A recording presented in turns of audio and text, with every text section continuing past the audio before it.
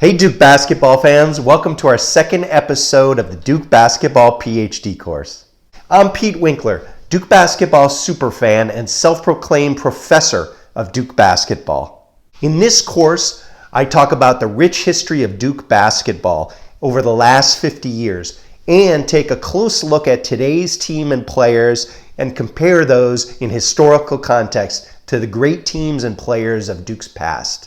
Before I start today's episode, can I please ask you to press the like button, subscribe to my channel, and leave a comment so I know what you want me to cover on future episodes. 2 days ago on Wednesday night, Duke played Louisville and beat Louisville, the last place team in the ACC, by 25 points, 84-59. Duke's record now is up to 13-4 in the ACC, 22-6 overall for the season. Duke now stands at second place in the ACC, 1 game behind North Carolina, with 3 more games remaining on their conference schedule. A home game tomorrow against Virginia, away at North Carolina State on Monday, followed by the twice-annual slugfest matchup against North Carolina, which will be at Cameron Indoor Stadium a week from this Saturday. A few observations and analysis from the game against Louisville 2 nights ago. Duke played a very good game overall, winning by 25 points. They were led by excellent performances from Jeremy Roach, the guard, Mark Mitchell, forward, and Sean Stewart, forward, in more limited playing time. Jeremy and Mark played like the Duke co-MVPs that I dubbed them in my last episode. They played up to that billing. Sean was very outstanding, energetic, and efficient in 11 minutes of play. Jeremy led Duke with 19 points on 8 of 11 shooting and 3 for 4 from three-point range. So a very good and efficient offensive performance for Jeremy. He also added 6 rebounds and 3 steals in an excellent all-around game. Jeremy showed the leadership, poise, and good decision-making that have made him Duke's leader this season and which have the potential to help Duke make a deep run in the March Madness NCAA tournament. Jeremy knew when to drive and take it to the rack, when to pass around the perimeter to a teammate or to the inside to a big man, and he also knew when to take the outside shot himself and pull the trigger on that. Jeremy showed the excellent decision-making and leadership skills that we've come to expect from him, Duke's senior and leader. As I mentioned in my last episode of the course, Jeremy reminds me of Duke star Quinn Cook, who as a senior in 2015 took a young team of Duke stars to the promised land. Like Quinn, Jeremy has been displaying excellent outside shooting, and Jeremy's ability to drive to the rack and convert or pass to an open man on the interior is even better than Quinn's was at that time. When I look at Jeremy, I also think about the Jones brothers, Tyus and Trey. Both of them had ice in their veins, just like Jeremy, and they were excellent in crunch time, and they raised the level of their game. They always wanted to have the ball in their hands and take the big shot at the end of the game, and they usually converted. Mark Mitchell scored 17 points on 7 for 10 shooting from the field, and he devastated Louisville inside the paint and really showed a lot of energy, dynamism, and excellent interior play for Duke. Mark also even hit his only 3-point shot that he took all night, which, as we know, when Mark's hitting his 3-point shots, it's going to be a good night for Duke. Duke is now 31-3 in games over Mark's almost 2-year career where he scores in double figures. So again, that's an excellent bellwether of whether Duke's going to carry the night when Mark is scoring in double figures. Mark also added 7 rebounds, 2 assists, and 3 steals. As a legendary ESPN announcer Dick Vitale would say about Mark, "He was a stat sheet stuff up last night, baby. A PTP. Louisville needed to get a TO, baby." The only less good stat from Mark's stat line in that Louisville game was 2 for 5 from the free throw line. He'll want to improve on that in upcoming games. It wasn't really important or pivotal in the Louisville game, but definitely something he'll want to tighten up because he's going to be going to the free throw line a lot between now and the end of the season. Freshman power forward Sean Stewart, who came to Duke as a highly touted five-star recruit and a McDonald's All-American, but has struggled to gain consistent playing time at Duke this season, also played a very strong game 2 nights ago versus Louisville. He had 9 points, 3 for 3 shooting from the field. He also had 9 rebounds, 4 of which were offensive rebounds in only 11 minutes of action. He was energetic, dynamic, and dominant on the inside. Sean played like the great inside complement to Flip, Mitch, and Young that he is. Dear Coach Shire, please give Sean Stewart 10 to 15 minutes of playing time per game, every game in the rest of the season. I also like John's use of the bench in the game against Louisville. He went 10 players deep, which is significantly deeper than he's been going on a regular basis in previous games. Deeper than Coach K was going in the later years of his coaching career, and that deeper than John went in last season's stretch run. TJ Power even got 15 minutes of time on the court in the Louisville game, which has got to be more than he's played in any game since early in the season. Additionally, Duke was outstanding shooting from three-point range in the game against Louisville, going 11 for 22, or 50%. The team overall has been consistently outstanding from three-point range, and they're currently at 39% three-point shooting for the season, which is tops in the ACC. If they keep up with this three-point shooting clip, Duke will be right up there with any of Duke's best teams for three-point shooting in the 37 years since the three-point shot was rolled out across college basketball. It was great to see that Kyle Filipowski's leg injury from the court storming incident at Wake Forest last Saturday didn't hamper him or prevent him from starting the game and playing effectively throughout the game. Have you noticed that when Kyle gets the ball down on the block or facing up within 18 feet of the basket, he's much more effective than he is when he gets the ball starting outside the three-point arc and takes a dribble drive to the basket or shoots a three-pointer. Duke needs to really focus on getting Flip the ball down in the block, not beginning outside the arc. Duke is a much more efficient and effective offensive team when he's there and the rest of the team is looking to get him the ball and he's kicking out and passing for the open outside shot or making a move down low, effectively looking to convert the shot or draw a foul.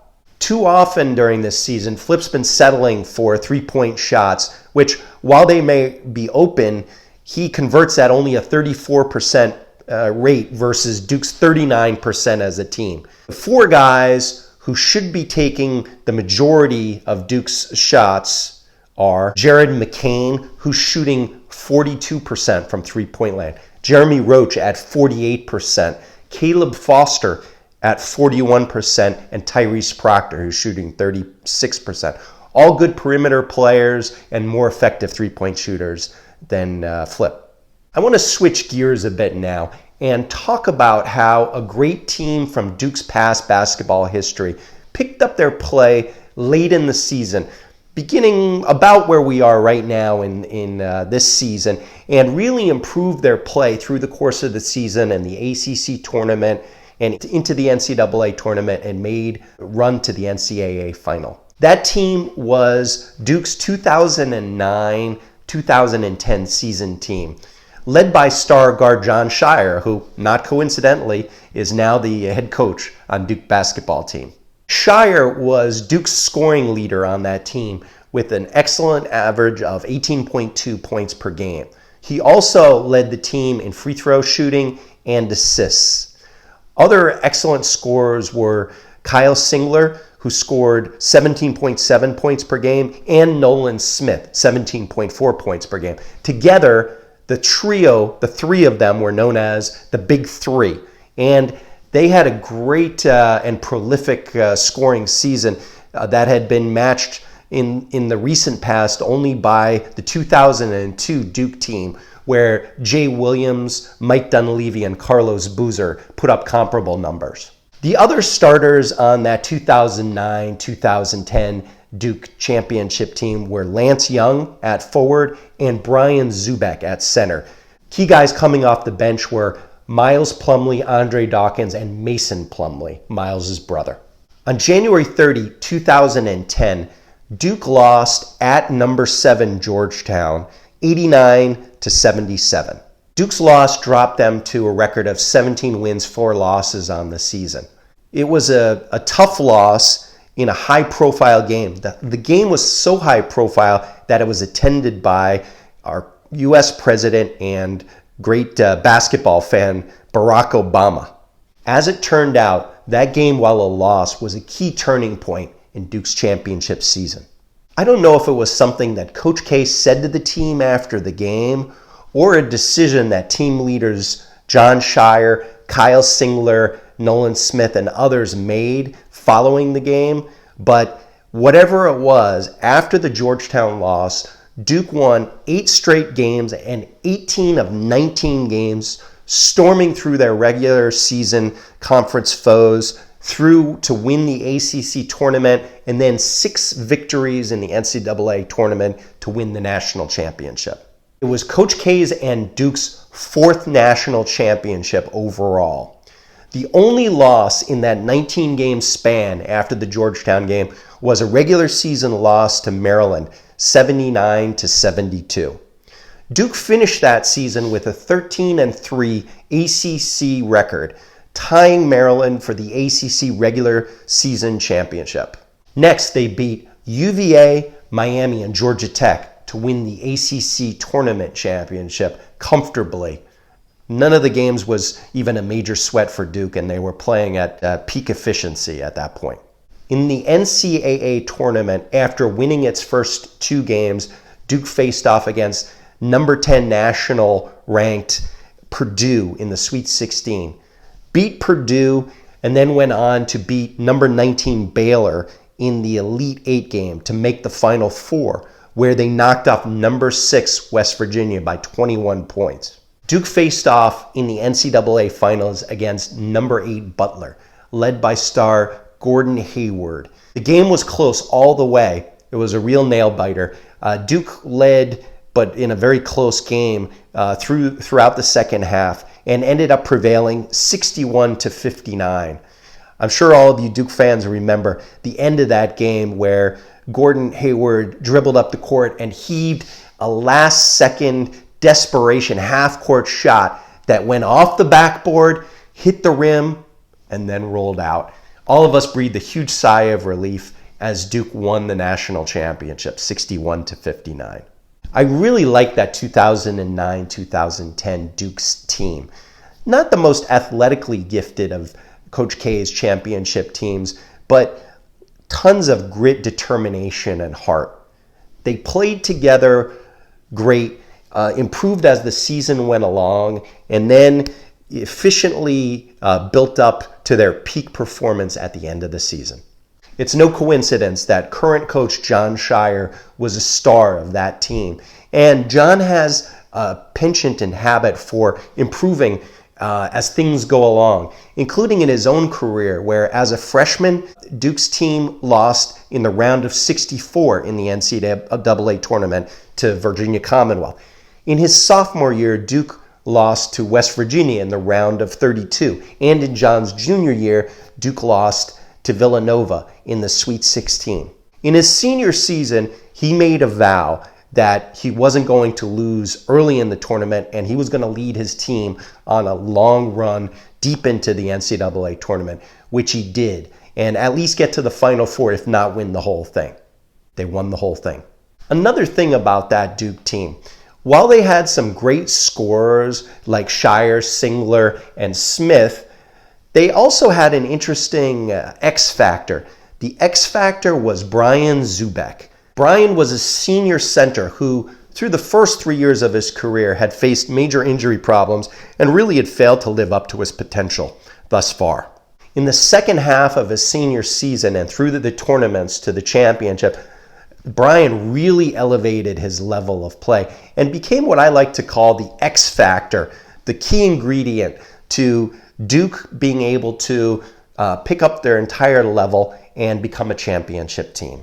Brian did it with his defense and also with his rebounding. And I want to read you a few stats from his season. Overall, for this season, Brian averaged 18.7 minutes per game In those 18.7 minutes, he averaged 7.7 rebounds per game, including 3.6 offensive rebounds. Really impressive statistics. If you average that out to 30 minutes, for every 30 minutes, he was averaging about 12 rebounds per game. Very impressive. And in the last 4 games, let me read you his rebounding stats. Purdue, 24 minutes of gameplay, 14 rebounds, including 4 offensive rebounds. Baylor, 19 minutes of gameplay, 9 rebounds, including 4 offensive rebounds. West Virginia, 27 minutes of play, 10 rebounds, including 5 offensive rebounds.